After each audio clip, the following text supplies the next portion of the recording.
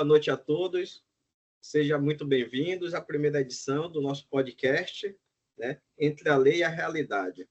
Hoje vamos discutir um dos pilares do nosso Estado Democrático de Direito, o direito fundamental à igualdade e, mais especificamente, como podemos torná-los mais efetivos na prática cotidiana no Brasil. Apesar de estar consagrado na nossa Constituição Federal, o direito à igualdade ainda está longe de ser plenamente concretizado na vida de milhões e milhões de brasileiros e brasileiras. Nesta primeira edição, reunimos um time com nove integrantes, todos estudantes de Direito da Faculdade Jorge Amado, e alunos do professor Matheus Costa Pinheiro, da matéria Constituição, Princípios e Direitos Fundamentais. Eu, Fredson, terei a honra de mediar essa conversa. Quero agradecer a presença de todos. Quero, em nome, né, desse bate-papo, saudar aqui a nossa colega Gracineide Muniz, Maria Laiane. Boa noite. Adelma Leite. Boa noite. Amanda Sena. Amanda?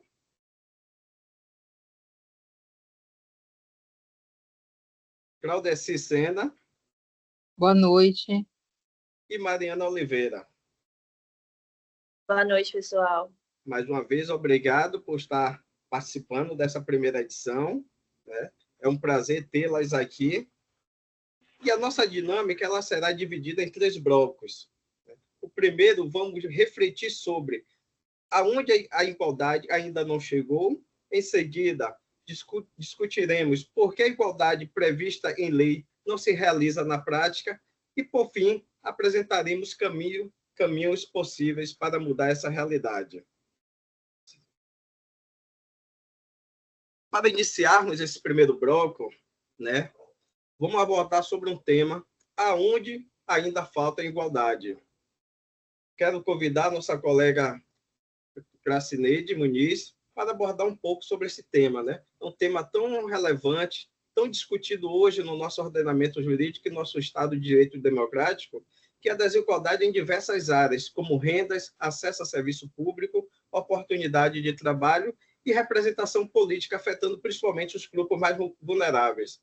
Gostaria de ouvir um pouquinho você, colega. Boa noite, senhoras e senhores que estão nos escutando nesta noite.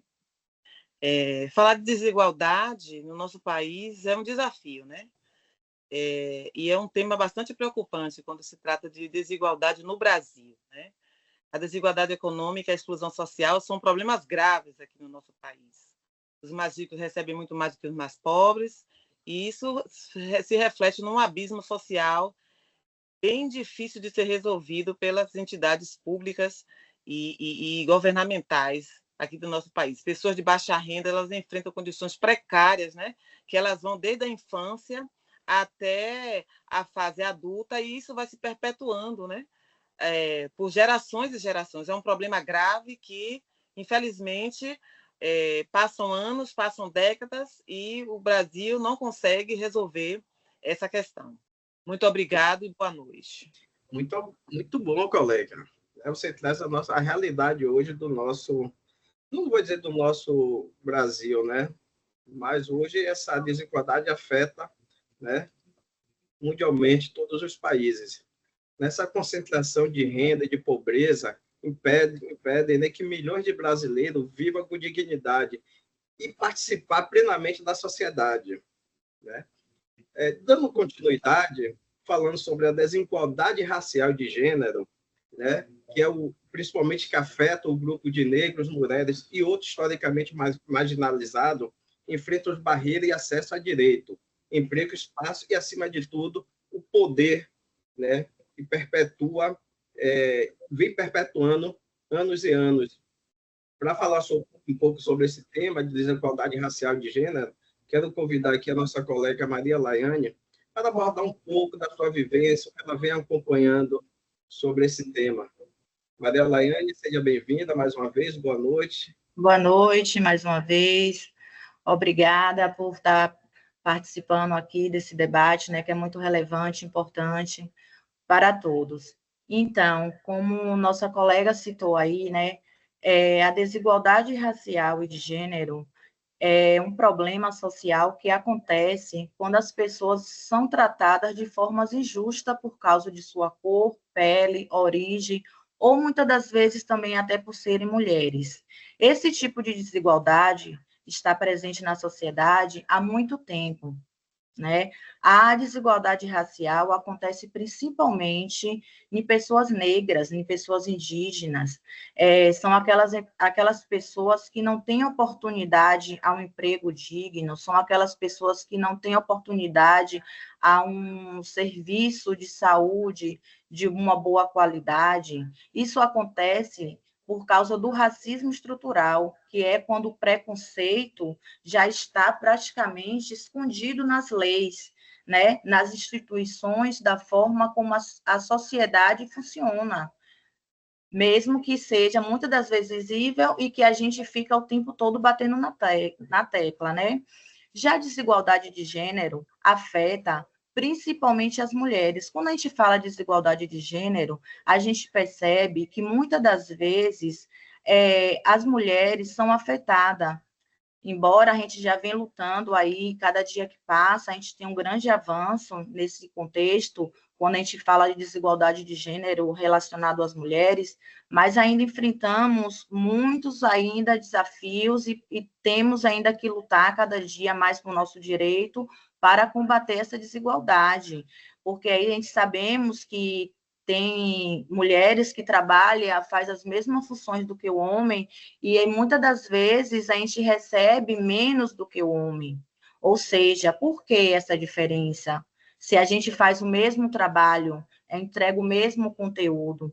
Então, a desigualdade de gênero, para mim, no meu ponto de vista, a gente tem que combater isso. E para combater essa injustiça, é preciso criar políticas que garantam que os direitos sejam iguais para todos, que promovam o respeito e a diversidade, que combata esse preconceito, para que todas as pessoas, independente de sua cor, pele ou gênero, que tenham aquele seu direito de viver com dignidade, de ter acesso a todas as oportunidades e que sejam respeitados como todos, independente de cor, de gênero, de tudo. Então, para mim, no meu ponto de vista, esses colegas. Agora dou minha palavra aí para o próximo integrante do grupo, está contribuindo para o nosso debate. Obrigada mais uma vez. Muito bom, Maria Laiane. Quando você traz a questão, né, do racismo estrutural, recentemente saiu uma reportagem do racismo estrutural dentro do próprio Poder Judiciário. Então, diante disso, a gente traz um tema muito importante que vai ser abordado por nossa colega Delma, né, que é a falta de acesso igualitário à educação, saúde e, acima de tudo, justiça. Né? A Delma, seja bem-vinda. Como é que você pode trazer para a gente aí um conhecimento desse tema, né? Um tema que afeta os serviços públicos essenciais, como eles chegam de forma inqualitativa à população e, acima de tudo, de que forma ele pode reforçar o ciclo da desigualdade. Né? Passa a palavra, fica à vontade. Verdade. Boa noite, colegas. Obrigada pela oportunidade, né, de estar aqui passando um pouco do conhecimento, né, para cada um dos nossos colegas. Então, a falta de educação, saúde e justiça no nosso mundialmente, mas falando em termos do Brasil, é muito grande, é um desafio muito grande, né? Isso impacta milhões de pessoas, essa desigualdade. Há serviços. Quando a gente fala em justiça, é equilibrar, né? Então, a justiça, ela vem da educação. E a gente não tem uma educação de qualidade, né? E a Constituição, ela fala que o Estado tem o dever de prover a educação a todos e não excluir ninguém, porque a nossa Constituição, nossos direitos fundamentais, não exclui as pessoas, ela inclui principalmente os desiguais, né? A nossa educação, ela rompe barreiras, principalmente o Norte e o Nordeste, que é o mais prejudicado em todos os estados brasileiros. Então, a falta de recursos de qualidade, ela limita o potencial dos nossos estudantes, não conseguindo, a maioria das vezes, nem frequentar a escola, poder frequentar a escola, por conta de financeiro, porque tem que parar para poder ajudar o pai e a mãe, precisa trabalhar, então é uma educação muito interrompida. A nossa, além das greves, né, falta de conhecimento, tem também o nosso artigo, né, que ele diz que os princípios com a igualdade de condições para o acesso e permanência da escola, a gratuidade do ensino público e a valorização dos profissionais de educação. Então, assim, tudo começa pela educação. Se a gente tiver uma educação, a gente vai ter um acesso mais fácil à justiça, acesso mais fácil à saúde, onde a gente pode questionar e ir atrás dos nossos direitos. Mas sem a educação, que é o nosso princípio, a gente não consegue. Então, na área da saúde, o SUS é um projeto muito bonito, porém não é colocado muito em prática.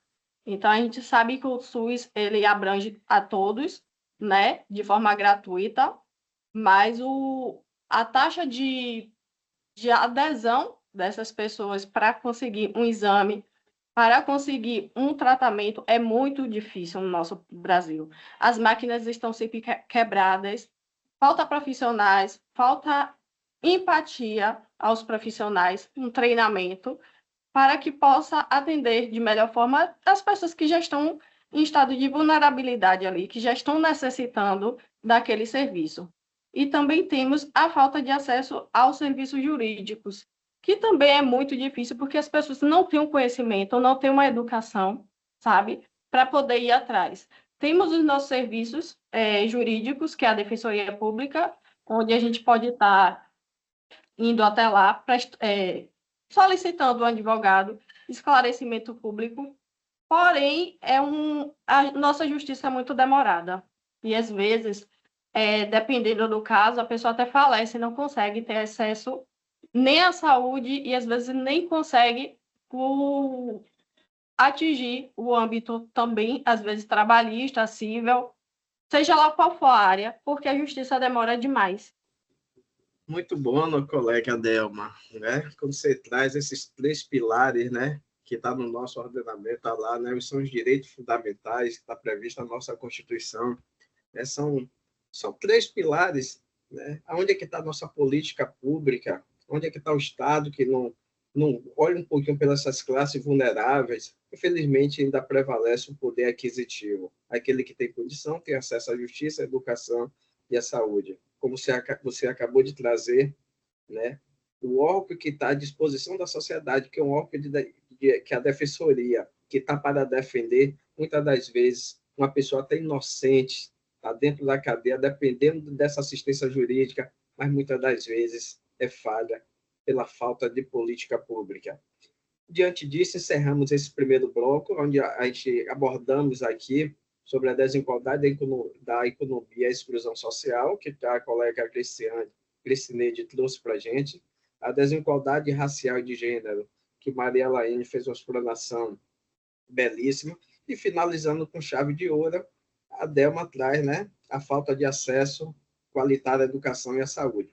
Partindo para o segundo bloco, né, acho que não dá tempo a gente tomar um cafezinho, mas vamos seguir. O segundo bloco a gente traz, né, a igualdade prevista na lei ainda não funciona na prática. Apesar dessas garantias legais, faltam ações eficazes para transformar o direito em realidade para todos.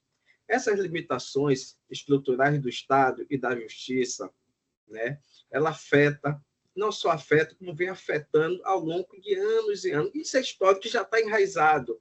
E cada ano que passa, cada período eleitoral que vem, a gente cria aquela sensação que vai melhorar, mas, infelizmente, o descaso continua, né? A burocracia, a falta de recursos e a lentidão do sistema dificulta a promoção efetiva da igualdade. E para falar desse tema, né, e partindo para um tema que faz um link, a gente vai falar um pouco aqui da falta de fiscalização e cumprimento das políticas públicas, né? Que eu vou convidar a nossa colega Joyce. Joyce, seja bem-vinda, boa noite mais uma vez. Passo a palavra para... Né? Gostaria que você trazesse para a gente aqui o seu conhecimento. Recentemente, eu fiquei sabendo que você estava viajando, abordando esse tema. Então, traga essa vivência para a gente, como as leis e os programas, muitas das vezes, não são devidamente aplicados, o que compromete o seu resultado, Joyce? Boa noite a todos. Então, muitas vezes a igualdade não são concretizadas na prática por falta de fiscalização eficaz e ao cumprimento deficiente da política pública.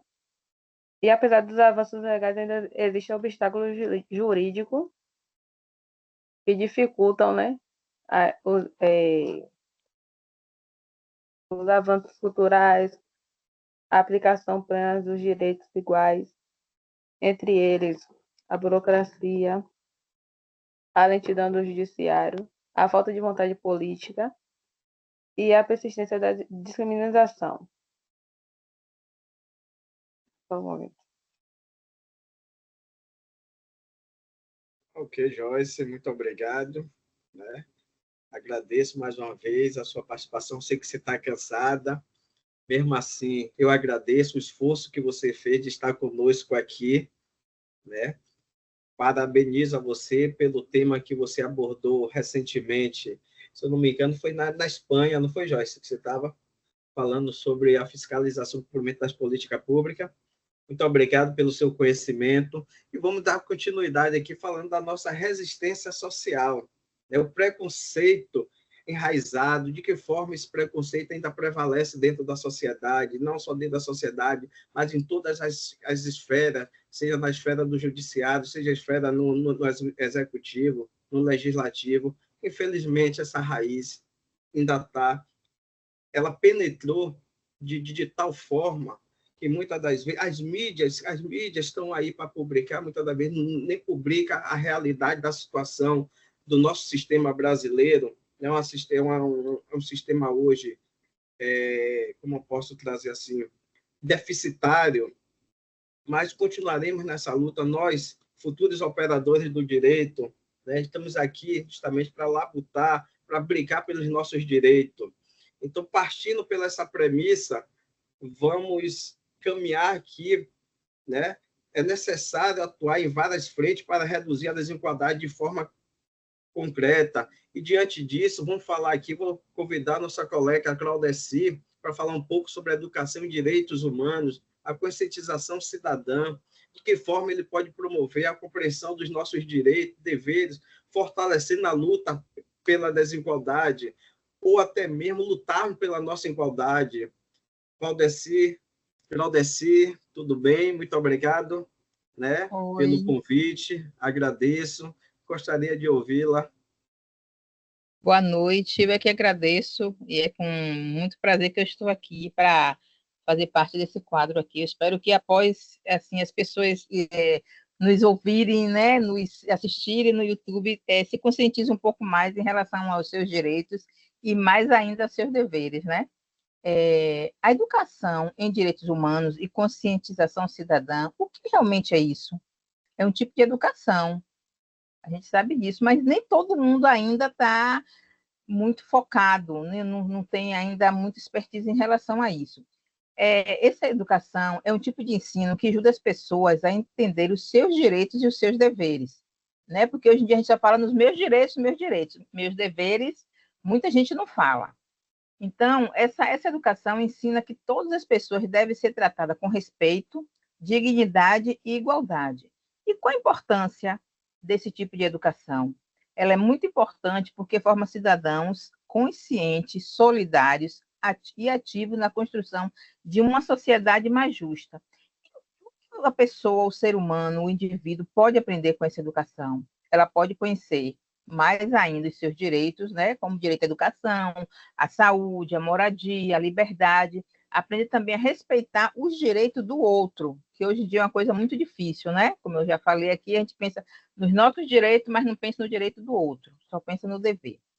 Podemos aprender também a lutar contra a injustiça, né, como o racismo, o preconceito, a violência, e a participar também das decisões de sua comunidade. Exemplo prático que eu vou dar aqui para vocês, Numa escola que trabalha com educação em direitos humanos, que hoje já são pouquíssimas, né? Mas já tem, os alunos participam de rodas de conversa sobre, sobre respeito às diferenças. Com isso, eles aprendem o quê? Eles aprendem sobre a desigualdade, denunciam situações de bullying e são incentivados a cuidar do bem comum. Eles não aprendem só matéria, só disciplina, como matemática, português, geografia, não. Eles aprendem também a serem bons cidadãos.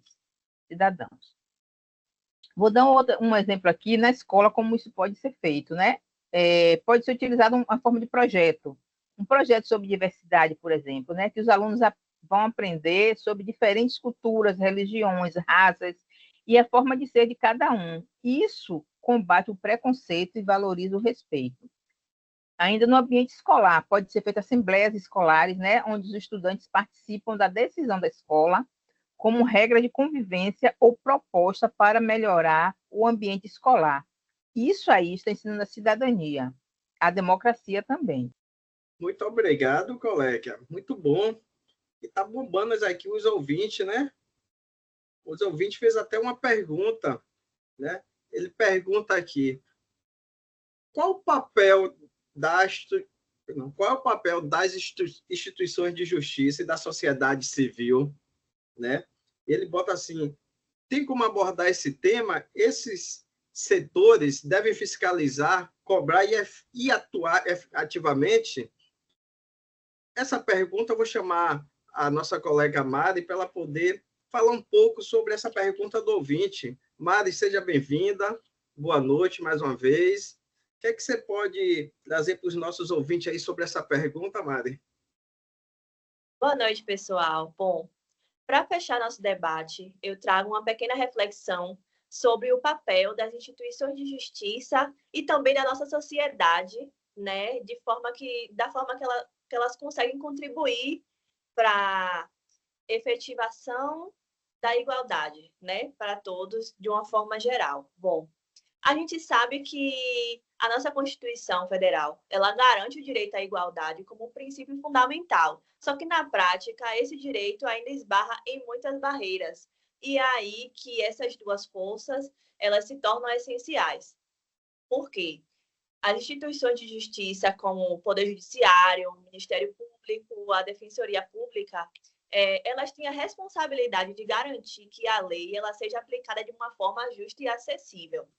Só que elas devem atuar também com imparcialidade e também com o máximo de sensibilidade social para que garanta que os direitos das populações mais vulneráveis também não sejam apenas reconhecidos no papel, né? Seja na prática e também de uma forma protegida, né? Promovendo uma realidade melhor, assim, de forma geral.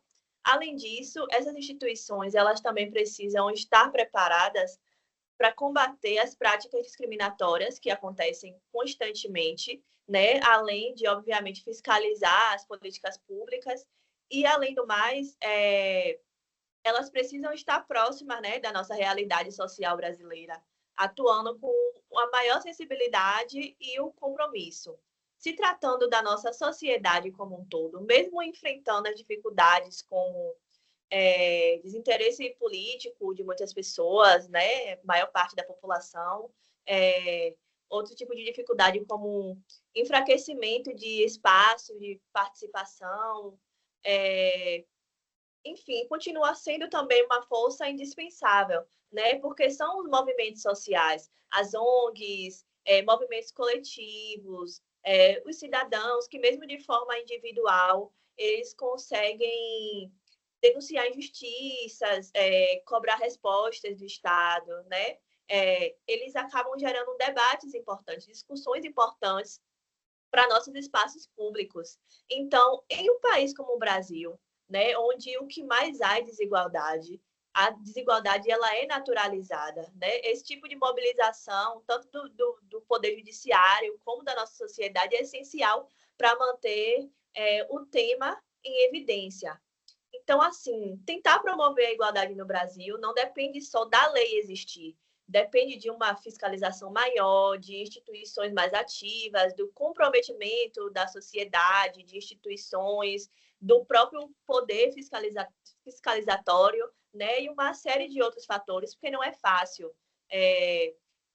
Não é uma realidade simples, exige tempo, existe um esforço todo coletivo, exige uma vontade política também, né? Mas esse seria o caminho mais certo para tentar avançar na construção de um país que seja um pouco mais justo e igualitário. Hoje eu quero falar sobre um tema fundamental para entendermos os desafios enfrentados pelo nosso país, que é as limitações estruturais do Estado de Justiça e os entraves que dificultam mudanças efetivas. Primeiro, é preciso reconhecer que o Estado brasileiro ele é burocrático e altamente centralizado. Isso gera uma lentidão nos processos administrativos e jurídicos. Muitas vezes, as políticas públicas deixam de chegar a quem precisa porque há falta de articulação entre os entes federativos, excesso de normas ou porque a máquina pública ela é ineficiente. No âmbito jurídico, temos um sistema que, apesar da garantia do papel, sofre com morosidade, falta de acesso à justiça e desigualdade na aplicação da lei. Enquanto os mais ricos contratam bons advogados, os mais pobres eles enfrentam dificuldades mesmo para ter os seus direitos básicos reconhecidos. Além disso, há entraves institucionais importantes. Um deles é a falta de integração entre os poderes, que muitas vezes atuam de forma conflituosa. Outro é a politização das decisões judiciais, que compromete a confiança da população nas instituições. Mas não é só isso. Existem entraves culturais também. A cultura jurídica brasileira ainda é muito ligada ao formalismo e à letra da lei, deixando de lado a efetividade e o bem-estar social. Sem falar a falta de educação jurídica básica que impede o cidadão comum de entender e reivindicar seus direitos. O resultado disso, em um Estado que funciona mal, digamos assim, uma justiça que demora e que muitas vezes não alcança a quem mais precisa. Por isso, é urgente repensar o papel do Estado e da Justiça, buscando soluções que simplifiquem os processos, aumentem a transparência, fortaleçam a democracia e, principalmente, reduzam a desigualdade. Só assim poderemos transformar nossas estruturas e construir uma sociedade mais justa e acessível para todos. Chegamos ao final do nosso debate, né? Que trouxe como tema como tornar o direito fundamental, a igualdade mais efetiva no Brasil, né? Foi muito bom, né? Gostei muito. Os ouvintes aqui estão parabenizando a todos, né? E chegamos, como eu disse, ao final dessa primeira edição, né, do nosso podcast Entre a Lei e a Realidade. Durante a nossa conversa, ficou claro que a igualdade no Brasil enfrenta obstáculos profundos, né, que vão desde a desigualdade econômica, estruturais, passando pelas ausências de políticas eficazes, até as resistências culturais e sociais, ainda presentes no nosso cotidiano, infelizmente, a nossa realidade. E, por outro lado, também ouvimos propostas fundamentais, o fortalecimento das políticas públicas, a educação em direitos humanos, a atuação das instituições e da sociedade civil organizada, todas como caminhos possíveis para transformar o direito à igualdade de ideal distante a uma realidade concreta, né? E agradeço a todos, né? Mais uma vez, agradeço os ouvintes que nos acompanhou até este momento, né? Que esse episódio, né? Essa primeira edição, possa inspirar reflexões, diálogos e, acima de tudo, ações. É disso que nós estamos precisando. Que nossos poderes, né? Seja ele o executivo, o legislativo, possam olhar um pouquinho pela nossa sociedade, pela essa classe mais humilde, que essas classes desamparadas que estão aí sofrendo cada dia mais e mais. E assim agradeço, que nosso Cristo nos abençoe. Encerramos por aqui. Uma boa noite a todos. Obrigada, colegas. Boa noite. Até a próxima.